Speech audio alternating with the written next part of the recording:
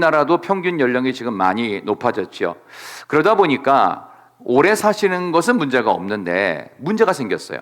이분들이 자꾸 고독사로 빨리 돌아가시는 분, 근데 그냥 뭐 건강이 안 좋아서 돌아가시는 것도 안타깝지만 외로워서 빨리 죽는 분들이 많이 생겼어요. 그래서 일본에 특종 사업이 생겼습니다. 고독사 방지 프로젝트, 이런 게 있어요. 안부 묻는 전화 하루 3통, 그러면 돈을 얼마 내면 안부를 묻고 전화를 몇 분 동안 할 수 있는 그런 일자리가 있답니다. 그 다음에 헤드라인 뉴스 3개 소개하고 토론하기, 이게 노인들하고 이렇게 전화로 이렇게 통화를 하고 이렇게 한다고 합니다. 또 하나가 있대요. 유머 및 당시에 가장 핫한 정보 전달해 주기. 그러니까 노인들에게 전화를 해서 이런 정보를 전달해 주는 그런 사업이 일본에서 한참 뜨고 있는 사업이라고 그러고, 우리나라에도 곧 상륙할 거라고 하는 예견이 되고 있습니다. 그래서 이런 사업들을 통해 일본 노인들의 고독사가 많이 줄어들었다, 이런 통계도 있습니다. 이 말씀을 드리는 이유는 이웃을 돌아보는 섬김이 얼마나 소중한지를 가르쳐주는 반어적인 교훈이라고 볼 수 있겠죠. 예수님도 유월절 축제가 있었던 명절에, 여러분 명절을 지금 마지막 자락을 이제 여러분들 잘 마무리하시기를 바라는데, 이 명절의 끝자락에 예수님이 유월절 축제를, 명절을 어떻게 보내셨냐? 베데스다 연못가에 소외된 환우들을 찾아가셨어요. 그리고 그 중에 한 사람을 만나지요. 그래서 이 사람을 고쳐주는, 마치 이것처럼 우리 주변에도 돌봐야 될 사람들이 많겠죠. 톨게이트 한번 통과할 때, 요즘은 웬만하면 하이패스를 통과하지만 예전에는 하이패스 아니고 그냥 일반 현금 내고 통과하는 데 있었잖아요. 그러면 뒤에 있는 차량까지 같이 계산을 해준다든가, 아니면 주차장 나올 때 이렇게 2대를 같이 좀 결제해 준다든가, 뭐 이런 섬김이 사실은 어려운 것 같지만 생각보다 쉬울 때가 많다는 것. 비판은 참 쉽게 잘하는데 남을 배려하거나 섬기는 일들은 결코 쉽지 않은 것 같습니다. 그만큼 우리는 내가 모든 일의 주인이라고 부정을 할 수가 없어요. 저는 오늘 우리 교회에 유익한 사람에 대해서, 오늘 예수님과 예수님의 제자의 엄마가 하나 등장합니다. 이름은 안 나와요. 마치 치맛바람처럼 예수님께 청탁하러 온 한 여인이 있었습니다. 오늘 성경 본문의 20절 보면 세베대의 아들의 어머니가 그 아들을 데리고 예수께 와서 절하며 무엇을 구했습니다. 구했던 내용은 21절에 두 아들을 주의 나라에서 하나는 우편에 하나는 좌편에, 영의정 좌의정 아니면 내무부 장관 내지는 국방부 장관 한 자리씩 딱 주십시오. 주님이 예루살렘에 오신 이유는 메시아가 되고 유대인의 왕으로 오신 거 아닙니까? 3년 동안 따라다녔던 우리 두 아들, 주님 잊지 마시고, 제가 미리 부탁을 드렸습니다. 두 아들 잊지 마시고 얘네들 반드시 발탁하여 큰 자리 하나씩 주시면 주님이 왕이 되셨을 때 아마 큰 도움이 되리라 생각됩니다. 엄마가 온 거예요. 2000년 전에도 이런 청탁이 있었다면 지금은 이런 일들은 항상 있을 것입니다. 섬기기보다는 자기의 입신양명에 집중되었던 예수님 제자의 한 어머니를 봅니다. 야, 너 뭐하러 예수 따라다니냐? 도대체 3년 동안 밥은 제대로 먹고 다니니? 아유, 잘 못 먹을 때도 있고요, 좀 넉넉하게 먹을 때도 있고요, 얼마 전에는 오병이어 기적해가지고요 많이 먹을 때도 있었거든요. 근데 제때 못 먹는 일이 많습니다. 야, 너 그 고생하면서 예수님 이번에 예루살렘 왔다고 하니까 반드시 니네들이 한 자리씩 달라고 그래. 아유, 엄마 우리 그런 거 못해요 하니까, 그래 내가 할게, 이리 와 해가지고 애들 둘 손을 붙잡고 가서 예수님께, 예수님 우리 애들 있잖아요, 괜찮거든요, 얘네들 꼭 시켜주세요. 요 따위로 말을 한 거예요. 이게 2000년 전에 있었으니 지금 여러분께 없을 거라고 누가 보장합니까? 여러분 다 그렇게 할 겁니다. 저라도 그렇게 할 거예요, 분명히. 이런 일상 속에서 주님은 과연 뭐라고 하셨는지, 이게 죄는 아닙니다. 그러나 나쁜 일이 될 수는 있습니다. 뭐가 나쁘냐? 제자 공동체의 분열을 야기시킵니다. 이번에 한국하고 브라질하고 A매치 친선 축구했죠. 5대0으로 져버렸어요. 이유는 저는 딱 하나라고 생각이 됩니다. 유럽파 선수들, 미국 LAFC에 간 선수, 뭐 온갖 최고의 선수들이 다 왔고 K리그도 상당한 수준인데도 불구하고 졌어요. 이유는 딱 하나예요. 전술의 문제라기보다는 분열됐어요. 분열. 11명이 뛰어야 돼요. 예수님의 제자 12명이 뛰어야 돼요. 근데 12명 중에 2명이 엄마의 등살에 못 이기고 본인도 허락한 하에 예수님이 가서 청탁을 하고 있었으니 나머지 10명은 어찌하란 말입니까? 저 자리는 내가 있어야 될 자리인데 저놈이 지 엄마까지 데리고 와서 저 뭐 하는 짓이야? 이런 식으로 은혜 받아야 할 제자들이 뭐예요? 분열이 되고 있어요. 교회의 모습도 다르지 않습니다. 여러분, 항존직분자들은 특히 잘 들으셔야 됩니다. 왜 항존직분자가 되고 싶으셨습니까? 그렇다면 어떻게 우리가 해야 교회의 유익한 성도, 유익한 삶을 살아낼 것인가? 제가 한 10가지 지침 정도를 오늘 말씀을 통해 전해드리려고 합니다. 먼저 오늘 본문에서 한번 25절 보세요. 25절, 예수께서 제자들을 이제 다 불렀어요. 이 2명의 청탁한 제자들을 포함 12제자 다 부르고 뭐라고 말씀하시는지 봅시다. 25절, 예수께서 시작.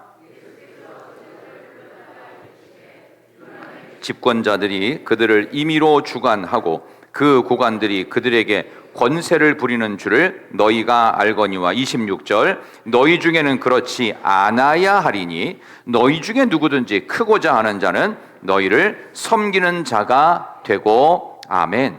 그러니까 한 자리씩 거머쥐려고 하는 자는 세상 사람하고는 전혀 다른 가치관으로 섬겨야 된다. 높아지고자 하는 자 안 보여야 돼요. 겉으로 티를 내고자 하는 자 제발 숨으세요. 숨어서 열심히 하시는 겁니다. 이게 하나님의 나라 원칙이라는 거예요. 근데 예수님의 제자들은 성령 받기 이전이었기 때문에 어떻게 해요? 결국 예수님이 죽임 당하시는 십자가의 공포와 로마 군인의 본격적인 예수님 체포령과 십자가 사건이, 그 형이 집행되는 그 자리에 정말 미안한 얘기지만 한 놈도 없었어요. 한 놈도. 청탁했던 제자도 없었어요. 아무도 없었어요. 이게 우리의 모습은 아닐까요? 진짜 희생하는 자리에 누가 남아있는지 보십시다. 진짜 희생하는 자리예요. 저는 이제 그런 일들을 참 많이 보다 보니까 오늘 성경 말씀이 더욱 마음에 와닿아요. 27, 28절 보세요. 주님이 아주 뜨끔한 얘기를 하십니다. 27, 28, 너희 중에 시작. 너희 중에 누구든지 으뜸이 되고자 하는 자는 너희의 종이 되어야 하리라. 인자가 온 것은 섬김을 받으려 함이 아니라 도리어 섬기려 하고 자기 목숨을 많은 사람의 대속물로 주려 함이니라. 아멘. 저는 이거를 그냥 한마디로, 하나님의 일을 하다가 욕먹는 자로서 끝까지 충성하십시오. 원래 욕먹는 겁니다. 왜냐하면 하나님의 나라의 법칙이 세상 법칙과 근본이 달라요. 그래서 욕먹어도 그냥 진도를 나가는 거예요. 그냥 끝까지 하나님 앞에 갈 때까지. 그래서 교회에서 제일 많이 욕먹는 사람이 상급이 제일 클 수 있어요. 물론 욕을 안 먹고 하면은 마음은 편할 수 있겠죠. 근데 하나님의 나라 법칙은 교회 안에는 천사들의 모임이 절대 아닙니다. 각색 병든 자들만 우글우글대는 곳이어서 종합병원, 제너럴 하스피털이에요. 각색 병든 자들이 우리 의원 대신 병원장이신 예수님으로부터 처방을 받아서, 처방대로 안 하잖아요. 이거 먹어야 되는데 잘 안 먹고, 처방대로 운동도 하고 뭐도 해야 되는데 잘 안 해요. 왜? 조금 괜찮아지면 우리는 제멋대로 아플 때의 모습으로 또 돌아가요. 그게 우리의 모습 아닌가요? 그렇죠? 그러니까 잘 순종을 안 해요. 그때 반짝하다가 숨 쉴 만큼만 여유가 생기면 바로 옛날 습성 돌아가요. 이게 우리의 모습이에요. 그래서 근심이 끝나잖아요. 그럼 뭐가 돼요? 욕심. 근심이 끝나면 하나님께 영광, 감사, 충성 아니에요. 근심이 끝나는 순간 욕심으로 돌아가 버리는 우리의 모습을 향해 주님은 명확하게 높임을 받고자 하는 자 반드시 섬겨야 한다. 내가 왜 왔는 줄 아니? 나는 섬기려 하고 오고 목숨을 대속물로 주려고 온 거야. 너희들 목숨을 걸었니? 근데 주님이 십자가 박히는 자리에 아무도 없어요. 예수님이 우려하셨던 모습이 그대로 드러나고 있어요. 혹시 우리도 그렇다면 우리도 아직 성령으로 충만하지 못했을 가능성이 가장 많습니다. 그렇다면 우리는 어떻게 해야 될까요? 정말 교회에 유익한 사람이 되기 위해서, 잘 섬기기 위해서 저는 10가지 지침을 이번 우리 교회 창립 36주년을 맞는 귀한 10월 달에 말씀을 드리면, 첫 번째, 하나님만 바라보고 조용히 계십시오. 우리나라 사람들도 그렇고 사람은 조용히 못 있어요. 특히 경상도 아주매 아저씨들은 목소리가 조금 좀 작지요. 왜냐하면 우리는 저 바닷가 쪽은 아니잖아요. 그러니까 조금 우리는 좀 작아요. 우리 중에 아무도 사투리를 안 쓴다고 생각하잖아요. 그죠? 우리는 다 표준말만, 대구 표준어 딱 그 말만 쓴다고 생각하잖아요. 그런 기준이 일단 무너져야 돼요. 우리는 한없이 부족한 존재고 극악무도한 죄인 중에 내가 제일 나쁜 존재고, 이거로부터 시작하는 거예요. 제가 오늘 새벽에도 그 말씀 드렸죠. 나의 복음이 뭐냐? 로마서 16장에 나오는 나의 복음. 나의 복음은 뭐예요? 그리스도를 전파하는 일에 방해가 되는 것들이 제거되는 것이 나의 복음이에요. 그럼 나의 복음은 나는 죄인입니다. 나는 십자가의 은혜만이 가장 절실한 존재입니다. 사도 바울이 그걸 통해서 수많은 죽음의 공포와 자기를 죽이려고 하고 공격하는 세력들 앞에서도 당당하게 섰어요. 본인의 능력으로 서는 것이 아니라 주님이 주셨던 십자가의 은혜로 설 수 있었다. 그렇다면 하나님만 바라보시고 조용히 계시는 게 맞습니다. 무슨 일을 하든지 마음을 다하여 주께 하듯 하고 사람에게 하듯 하지 말라. 골로새서 3장 23절 말씀. 여러분, 그 운전할 때요, 운전을 직접 하시는 분 한번 손 한번 들어보세요. 내가 내 차 갖고 운전 직접 한다. 예, 그러면 운전 직접 안 하시는 분 한번 손 한번 들어요. 나는 내 차도 없고 내가 운전 거의 안 하고 거의 조수석이나 뒷자리에 탄다. 한번 손 한번 들어보세요. 예, 이런 분들이 행복하신 분들이에요. 우리 기사 딸 이 차 타니까 얼마나 좋아. 저는 굉장히 부러운데, 제가 운전 얘기를 하려는 이유가 뭐냐면, 운전을 하면 운전자는 거의 멀미 안 합니다. 현기증도 일어나지 않고 두통 없습니다. 근데 뒷자리 타거나 운전을 했던 분이 옆자리 타면 자꾸 좀 머리가 아프거나 자꾸 좀 이렇게 좀 그 속이 좀 불편할 때가 있습니다. 그거 왜 그런 줄 아세요? 속이 불편해서 그런 게 아닙니다. 이 심리적인 거랍니다. 운전하는 사람은요, 방지턱이 어디 있는지, 신호가 어디 있는지, 앞뒤 전후좌우, 보통 운전할 때 눈 10개 정도 필요하잖아요. 양쪽 사이드 밀러 봐야죠, 룸 밀러 봐야죠, 옆 사람이 뭐 하는지 신경 써야죠, 뒤에 애들이 있으면 조용히 시켜야죠, 앞에 전방 주시 태만하면 안 되니까 전방, 그 다음에 중간에 불법 유턴해야 되는데 경찰이 있는지 없는지 봐야죠. 뭐 별의별 거 다 보잖아. 눈이 10개라도 모자라요, 운전하는 사람은. 그래서 운전하는 사람은요, 조금 시야가 멀리 봅니다. 근데 옆에 탄 사람은요, 시야가 없어요. 그냥 스마트폰이나 하고 있든지 아니면 앞만 보고 있든지. 그러니까 멀리 보는 운전자는 아무리 속이 불편해도 배가 아프거나 이상하지 않습니다. 왜? 시야가 멀리 있어요. 근데 시야가 가까운 사람은 어떻게 해요? 반드시 문제가 생겨요. 그래서 하나님을 바라보는 원거리 시야를 갖고 조용히 계세요. 그래야 교회에 도움이 되는 사람이에요. 이게 원칙이라고요. 우리의 마음이 하나님의 마음처럼, 하나님의 빅픽처처럼 우리는 가지 않고 스몰 픽처, 요만큼만 봐요. 우리는. 아니면 나만 봐요. 나와 관계된 픽처만 봐요. 그리고 이게 다 안 보이죠.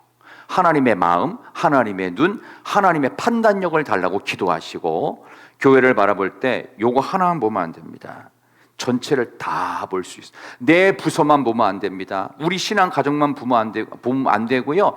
내 기관만 보면 안 돼요. 전체를 다 볼 수 있어야 돼요. 다 볼 수 있어야 돼요. 만약 이게 안 보이니까 자꾸 불평스럽다. 그럼 내가 전체를 보는 눈을 가져야 되겠다. 이렇게 하면서 입을 닫고 계시라고. 이게 교회에 도움이 되는 사람이에요. 제가 좀 장난스러운 거지만 저하고 여러분과 한 달만 바꿔서 한번 해보실래요? 저는 바꿀 마음은 없어요. 했다가 뒤책임이 안 되죠. 그 다음 달에 들어왔을 때. 보통 힘든 일이 아닙니다. 실제로요, 제가 전도사를 했을 때 가장 실수를 많이 했던 때가 전도사 3년 차까지. 교육전도사 3년 차. 가장 사랑도 많이 받고 가장 인정도 많이 받았는데 가장 실수를 많이 했어요. 막 난리가 났던 적이 있었어요. 그래서 이게 목회자가 쉬운 게 아니구나. 그것도 교육전도사니까 봐주지. 전임 되면요 더 용납이 안 돼요. 스펙트럼이 엄청 넓어집니다. 부목사 되면요 중압감이 엄청나고 교인들이 대하는 태도가 달라요. 담임 목사가 되면은 무한대입니다. 뭐 신경 쓸 게 보통 많은 게 아닙니다. 이게 무슨 얘기냐? 그러면 중직들도 마찬가지예요. 우리 교회는 이제 권찰도 있고 집사도 있고 권사님, 안수집사님, 장로님 이렇게 지금 나름대로 조직이 있잖아요. 그럼 이 장로가 된다는 거는요 어마어마하게 어렵습니다. 이거 왜냐하면 거의 무한 책임을 져야 됩니다.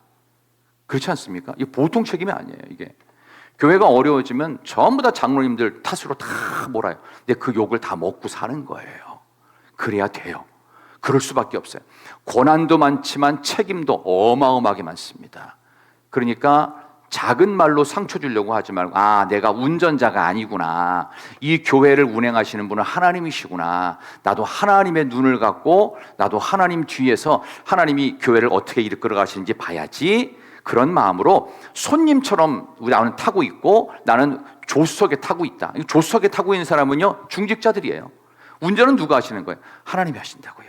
그러니까 하나님의 마음으로 넓은 시야를 갖기 위해서 교회에 정말 유익한 사람 하나님의 시야가 나의 시야가 되게 하여 주옵소서. 목사가 위기를 경험할 때가 많은데 가장 심각할 때가 언제냐 하면 사람을 믿을 때입니다. 그러면 그 목회자는 그러면 교인들을 믿지 말라는 얘기인가요? 그게 아니에요. 교인들은 사랑을 해야 돼요. 교인은 믿으면 안 돼요. 사람은 사랑을 해야 된다고요. 그 사람을 믿으면 안 돼요. 믿는 도끼에 발등 지켰다, 배신당했다, 서운하다 그런 얘기가 안 나와야 돼요. 왜? 우리의 시야는 여전히 조수석 뒷자리 손님 시야밖에 없어요. 그러니까 시야를 어떻게 해요? 운전대를 잡고 계신 하나님 등 뒤에서 하나님이 어떻게 가시는지 하나님의 마음이 뭔지를 봐야 된다. 그런 점에서 교회에 유익한 첫 번째 사람, 하나님 바라보는 원거리 시야를 갖고 하나님과 동행하기를 진심으로 소망합니다. 옆에 계신 분에게 인사합시다. 눈을 크게 뜹시다. 시작. 눈을 크게 뜹시다. 눈을 좀 크게 뜨시기를 바랍니다. 자, 두 번째는요, 도움이 되셔야 됩니다. 하나님의 별명이 도움이라는 거 아세요? 도움이. 왜냐하면 시편 121편 1절에 정확하게 나와. 한번 잠깐 보겠습니다. 시편 121편 1절 찾으면 딱 알아요. 이 말씀 여러분들이 외울 수도 있습니다. 시편 121편 1절 하나님의 별명은 도움입니다. 시편 121편 1절입니다. 구약성경 896쪽에 있습니다. 시편 121편 1절 보겠습니다. 내가 산을 향하여 시작. 내가 산을 향하여 눈을 들리라. 나의 도움이 어디서 올까? 2절 나의 도움은 천지를 지으신 여호와에게서로다. 아멘. 나의 도움은 어디서 와요? 여호와에게서 온다. 하나님의 별명은 도움이입니다. 여러분 그런 점에서 배우자도 도움인 거 아세요? 배우자의 원래 짝 지어주신 배필이라는 단어 있죠. 오늘 우리 또 예비 신랑 신부 잘 오셨는데 남편은 아내에게 아내는 남편에게 서로에게 에제르라고 합니다. 에제르 돕는 배필입니다. 돕는 배필. 돕는 배필이 뭐 하는 거냐? 에제르가 뭐냐? 하나님 역할을 대신하는 사람. 그러니까 남편에게 있어서 아내는 하나님 같은 존재예요. 아내에게서 남편은 당연히 하나님 같은 존재라고요. 믿고 의지하고 사랑하고 허물은 덮어주고. 아멘이 없는 거 보니까 지금 잘 안 들리시는 것 같은데, 배우자는 믿고 의지하고 사랑하고 허물을 덮어주는 존재가 되시기를 축원합니다. 괜히 시간 없어서 이혼 못하러 간다 이런 얘기 하지 말고 더욱 믿고 의지하고 사랑하고 덮어주시기를 축원합니다. 그게 돕는 존재. 하나님이 우리를 사랑하시고 기다려주시고 덮어주시고 십자가에 죽으시기까지 우리의 모든 죄를 깨끗이 사하셨습니다. 하나님 역할을 대신하는 것처럼 내가 교회를 위하지 않고 내가 교회를 사랑하지 못하고 내가 교회의 부족한 점을 덮어주지 못하면 아무도 덮을 사람이 없다. 그런 마음으로 교회에 유익한 존재가 되는 여러분 되시기를 소망합니다. 세 번째는요, 내 고집 세우지 말고 하나님의 뜻을 세워 가십시다. 베데스다 연못가에 예수님이 명절에 찾아가서 38년 된 병자를 고쳐 주셨어요. 근데 그 방식은 왜 38년 말고 예수님이 공생에 시작했으니까 최소한 한 35년쯤 오시지 왜 그 사람 힘들게 더 고생을 오래 시켰냐, 이런 얘기하시는 분이 있어요. 그러나 하나님의 치유와 하나님의 역사는 하나님이 원하시는 때와 하나님이 원하시는 방법이 따로 있는 거예요. 그러니까 조금 기다리셔야 됩니다. 우리가 운전대 안 잡고 있어요. 운전대는 하나님이 잡고 계신다고요. 우리는 뒷자리 손님이든지 최소한 옆자리 조수석에 있는 사람, 때로는 너무 급격해서 막 울렁거릴 수도 있고, 때로는 너무 더디고 늦어가지고 답답할 수도 있습니다. 근데 그것들을 어떻게 해요? 하나님의 시야로 보고 어떻게 되겠습니까? 하나님의 뜻대로, 하나님의 방식대로, 하나님의 타이밍대로 맞춰가는 저와 여러분이 꼭 되기를 진심으로 소망합니다. 잘 섬길 수 있는 사람은 자기의 고집을 피우면서 나는 완벽주의자야, 이런 얘기 안 하시면 좋습니다. 혹시라도 교회 나온 지 얼마 안 돼서 초신자이시거나 아니면 교회 나온 지 오래됐어도 교회론을 잘 모르잖아요. 그러면 반드시 자기 고집을 피워요. 나는 내 성격으로는 이게 용납이 안 되는 거예요. 그러면 안 돼요. 그러면 안 됩니다. 절대로 안 됩니다. 예민하고 까다로운 목회자가 칼 같은 원칙을 세워가지고 교회를 운영할 수 있어요. 그러나 그 방식은 성경적 방법이 아닙니다. 어떻게 돼야 되냐? 교회의 분위기는 시멘트 바닥처럼 되면 안 돼요. 판판하고 모두 안 들어가게 그냥 판판. 교회 바닥은 어떻게 돼야 되냐? 심령의 바닥이 진흙탕 같아야 돼. 진흙탕. 누가 와도 편하게, 부족한 것도 좀 묻을 수도 있고, 좀 내가 좀 진흙탕을 세게 밟아서 옆 사람에게 튀길 수도 있고, 용납해야 돼. 용납해. 내 고집 비우다가요, 내 주변에 아무도 없어요. 나만 잘났어. 알고 보니까 내가 제일 못났어. 뭐 이럴 수도 있단 말이에요. 그러니까 고집 피우려고 하지 말고 하나님의 뜻을 세우는 종이 될 수 있기를 진심으로 축원합니다. 하나님의 뜻이 언제라도 탄력적으로 우리 인생 가운데 역사하실 수 있도록 고집을 버려야 돼요. 교회 안에 없어야 될 그런 성품이 뭐냐? 애굽 바로 같은 성품. 그래서 이게 안 바뀌는, 나는 절대로 안 바뀌어, 그런 거 없어요. 절대로 안 바뀌는 거 없고 때가 되면 바뀌어요. 그래서 최소한 60을 넘기잖아요. 그러면 성격이 좀 부들부들해지고 좀 그래야 돼요. 특별히 오늘 루디아 그 전도회 이제 50대시잖아요. 50대가 가장 격정적 시기입니다. 그러나 이제 60이 딱 되잖아요. 그러면 그 사람인 거예요. 잘 됐어도 중간에 문제가 생기고 못 됐어도 또 괜찮아지고 뭐 이런 거예요. 그래서 우리가 내 고집 세우지 말고 하나님의 뜻을 세울 수 있는, 너무 정확한 걸 원하지 마세요. 오히려 약간 허술한 게 좋습니다. 그래서 교회는 조직이 아닙니다. 교회는 유기체적 생명체입니다. 그래서 부족한 것들이 덮어질 수 있어야 되고 약한 것들이 다 용납되어지는 큰 가족 같은 교회의 모습, 여러분이 만들어 가시기를 소망합니다. 네 번째는 평화롭게 일을 하셔야 합니다. 사람들이 존중히 여기는 것을 평화라고 이야기한다고 하지요. 부활의 주님께서 베드로와 나눴던 요한복음 21장의 대화가 있었어요. 그 대화의 결론이 뭐냐? 내가 다른 사람들보다 나를 더 사랑하느냐? 대답을 두 번 못하죠. 그러니까 맨 나중에 주님께서 주님이 내가 주님을 사랑하는 줄 주님이 아신다. 그러니까 예수님의 마지막 결론이 딱 이거였어요. 내 양을 먹여, 내 양을 쳐, 어린 양을 먹여. 무슨 얘기일까요? 교회 공동체, 신앙 공동체에서는 한 사람의 영혼이 중요하다는 뜻입니다. 작은 한 영혼이라도 무시당하지 않도록 해야 된다. 내가 너를 나의 배신자로 여기지 않고 있는 그대로 존중하고 또다시 사명을 맡기셨듯이 그렇게 하라고 주님이 말씀하고 계십니다.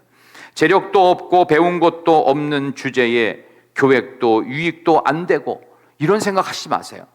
부족하면 부족한 대로 섬기시면 됩니다. 그러니까 너무 잘난 척할 필요도 없고 너무 내가 못났다고 주눅들 필요도 없습니다. 그냥 부족하면 부족한 대로 아름답게 섬기고 잘났으면 조금 숙여가면서 또 섬겨가고, 이게 평화예요. 평화.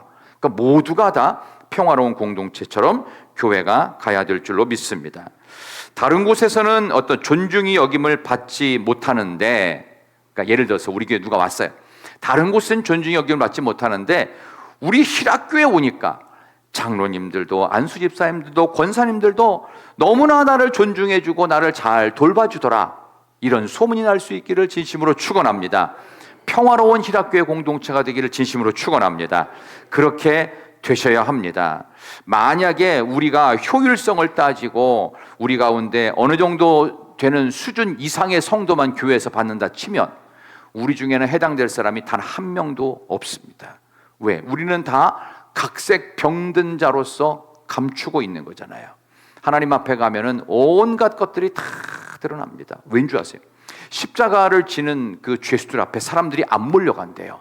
왜냐하면은 그 사람에게서 나오는 말이 아무리 착했던 사람도 세상에서 들어본 적도 없는 욕을 막 한대요. 십자가의 고통이 얼마나 극심한 아픔이었으면 그게 나올까요? 한 번도 욕 안 해본 사람, 한 번도 나쁜 말 안 해본 사람이 거기서 막 그런 말들, 저주스러운 말들이 너무 많이 나온대요. 그래서 그 밑에는 아무도 가 있지 않는다고 할 정도로, 그러면 나도 십자가에 못 박히는 존재 아닙니까? 그럼 어떻게 해요? 하나님 앞에서 나의 허물과 죄를 다 토설해야 돼요. 그리고 나서 어떻게 해요? 성령으로 충만한 모습으로 나이스하게 나와야 돼요. 그러니까 우리는 하나님 앞에 감히 설 수 없는 죄인이지만 이것이 영적으로 십자가를 통과하고 성령 충만을 통과해서 어떻게 우리는 나이스하고 괜찮은 의인으로 다시 새로워지는 거예요. 내일 새벽부터 말씀드리는 스가랴 1장의 내용이 그거예요. 여호와께 돌아오라는 거야. 돌아오라. return해라. return. 돌아오라. 그래서 rebuild. 믿음의 성전을 다시 재건하라. 그 말씀을 내일 새벽부터 전할 겁니다. 여러분과 제가 교회에 유익한 사람이 되기 위해서 우리 네 번째 말씀드렸던 것처럼 평화로운 존재, 하나님의 주님의 십자가와 성령 충만으로 새로워지는 평화로운 신앙 공동체, 우리 희락교회가 되기를 소망합니다. 다섯 번째는 자원하는 마음으로 헌신하시는 것이 가장 좋습니다. 합동 측 교회에 재벌 부인이 출석을 하고 계셨답니다. 정말 알려진 분이라서 제가 누구라고는 말씀을 안 드리겠습니다. 근데 이 재벌 아주 대기업의 부인이에요. 근데 이 부인이 많은 사람들이 이미 얼굴도 알려졌어요. 근데 교회 얼굴이 안 보여요. 아니, 헌신을 한대요. 어디서 헌신하냐? 화장실하고 화장실 청소하고 설거지만 한대요. 그리고 조용히 간대요.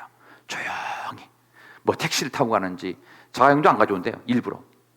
그러면서 조용하게 봉사하고 헌신하는데 그게 교인들한테 입소문이 난 거예요. 저 사람이 모 재벌의 부인인데 화장실 청소한대. 그리고 설거지만 하고 왔다가 조용히 간대. 그래? 한번 그 교회가 어떤데 가볼까? 이래서 나온다는 거예요. 이게 우리 교회에도 좀 그런 일들이 많아지시기를 소망합니다. 우리 청년들 가운데서도 크게 잘 되는 그런 축복이 있기를 진심으로 축원합니다.